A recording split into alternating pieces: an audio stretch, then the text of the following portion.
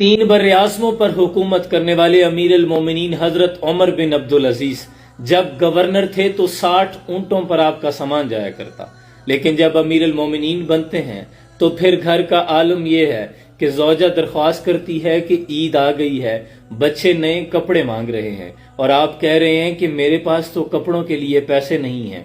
और उधर खजानों का आलम यह है कि आपके दौरे हुकूमत में 3 बर्र-ए-आज़मों में एक भी शख्स ज़कात लेने वाला बाकी ना बचा।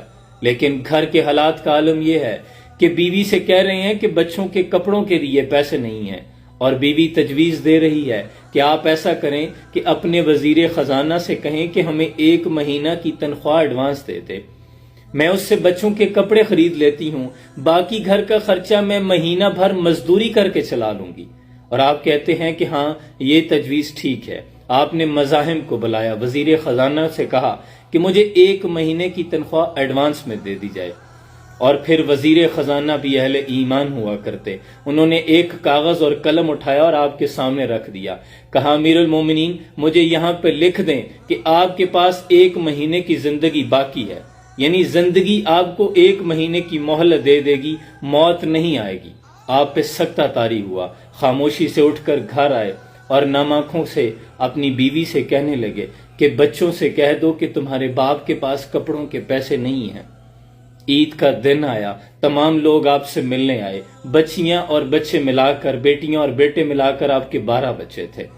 जब बेटे मिलने के लिए आए, उनको फटे पुराने बोसीदा कपड़ों में देखा तो आंखों में आंसू आ गए। तो कहने लगे कि बेटा आज तुम्हें अपने बाप से शिकायत तो जरूर होगी कि नए कपड़े भी नहीं दिला सकता, लेकिन देखना कल कयामत के रोज तुम्हें फख्र होगा। तो एक बेटा बोल उठा, कहने लगा कि नहीं बाबा जान, हमें आज आप पर फख्र है, हमारा सर फख्र से ऊंचा है कि आपने हमें नए कपड़े तो ना लेके दिए, लेकिन मुसलमानों के माल पर डाका तो नहीं डाला। आप अपनी बच्चियों से मिलने घर आते हैं तो बच्चियों ने मुंह दुपट्टे से छुपाया होता है, तो आपने वजह पूछी कि बेटा अपना चेहरा तो दिखाओ। तो फिर इस पर खादिमा रोने लगी, कहने लगी कि उमर बिन अब्दुल अजीज अमीरुल मोमिनीन आपकी बेटियों ने आज कच्चे प्याज के साथ रोटी खाई है, इसलिए उसकी बदबू आप तक ना आए, उन्होंने अपना चेहरा छुपाया हुआ है। तो आप इतना रोए कि आपकी दाढ़ी मुबारक तर हो गई। आप कहने लगे कि बेटा मैं तुम्हें तरह तरह के इकसाम के खाने तो खिला सकता हूँ, लेकिन क्या करूँ, मुझे जहन्नुम से डर लगता है। सल्तनत कितनी बड़ी है, जनूबी स्पेन से यहाँ लाहौर तक और काशगर से लेकर इस्तांबुल के दरवाजों तक आपकी हुकूमत, 3 बर्र-ए-आज़मों के मालिक, लेकिन घर के हालात ये हैं कि फाकों पे गुजर रही है। फिर जब आपके मरने का वक्त करीब आया, आप बिस्तरे मर्ग पर थे, लोग आपसे मिलने के लिए आ रहे थे।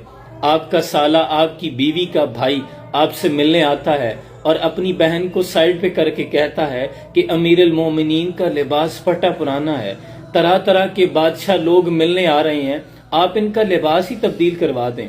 अगले रोज जब दोबारा आते हैं तो वही बसीदा फटा पुराना लिबास। तो बहन से दोबारा पूछा कि मैंने आपसे कहा था कि इनका लिबास तब्दील करवा दें। तो बहन रोती हुई कहती है कि घर में कोई दूसरा जोड़ा मौजूद ही नहीं है, भाई मैं क्या करूं। और उमर बिन अब्दुल अजीज ने बिस्तरे मर्ग पर रजा बिन हैवा अपने वजीर मशीर को बुलाया और कहा कि मैंने 3 बादशाहों को कब्रों में उतारा है, लेकिन जब उनके कफन की गिरा खोली तो उनके चेहरे काले पड़ चुके थे, उनका मुंह किबले की जानिब से तब्दील हो चुका था। जब मुझे कब्र में उतारना तो मेरा चेहरा जरूर देखना। आपने बताया कि मैंने 3 बादशाहों को, वलीद बिन अब्दुल मलिक, सलमान बिन अब्दुल मलिक और अब्दुल मलिक बिन मरवान को कब्रों में उतारा है, लेकिन उनके चेहरे किबले से फिर गए थे। ये कौन बादशाह थे जिन्होंने अदल का मयार नहीं बनाया था, लेकिन उमर बिन अब्दुल अजीज ने अपनी दौरे हुकूमत में अदल का ये मयार बना दिया था कि जो गंदुम बच जाती थी गुरबा में तकसीम करने के बाद, उन्हें पहाड़ों पर बर्फ पर डाल दिया जाता कि परिंदे भूख से ना मरे। और जब आपको कब्र में उतारा गया तो चूंकि आपने अपने गुलाम को ये नसीहत की थी कि मेरा कफन खोलकर मेरा चेहरा जरूर देखना, अभी आपको कब्र में उतार ही रहे थे कि सारे मजमे ने देखा एक रुका हवा में उड़ता हुआ आया और उमर बिन अब्दुल अजीज के सीने पे आ गिरा। उस रुके को उठाया तो उस पर लिखा था, शुरू अल्लाह के बबरकत नाम से जो निहायत मेहरबान और रहम करने वाला है। ये परवाना है उमर बिन अब्दुल अजीज की बख्शिश का, जहन्नुम से छुटकारे का।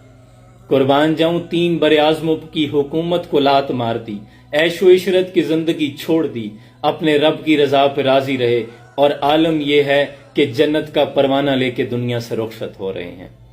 कुर्बान जाऊं ये थे हमारे सलातीन, तार दामनी पे शेख हमारी ना जाइयो, दामन निचोड़ दें तो फरिश्ते वुजू करें। मिटा के अपनी हस्ती सराप पे जुस्तजू हो जा, जो तू चाहेगा वो होगा, जो वो चाहे वो तू हो जा। अल्लाह करीम हमें भी हक के रास्ते का मुसाफिर बनाए और अपनी जिंदगी अल्लाह की रजा में ढालने की तौफीक अता फरमाए। सलाम पहुंचे।